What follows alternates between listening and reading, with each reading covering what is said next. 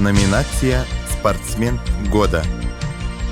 Номинированы: Иванов Евгений Николаевич, Гладков Анатолий Анатольевич, Варданян Артем Спартакович.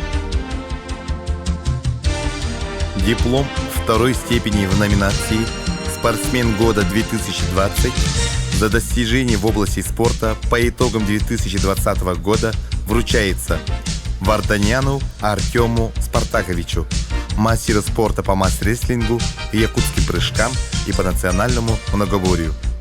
Артем Спартакович является многократным призером спортивного состязания по национальному многоборью игр Дыгына и спартакиады по национальным видам спорта игр Манчары. Является многократным чемпионом и призером республиканских соревнований.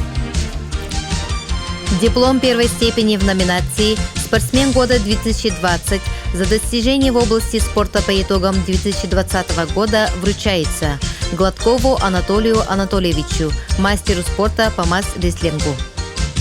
Анатолий Анатольевич является многократным чемпионом России, чемпионом спартакиады по национальным видам спорта игр Манчары.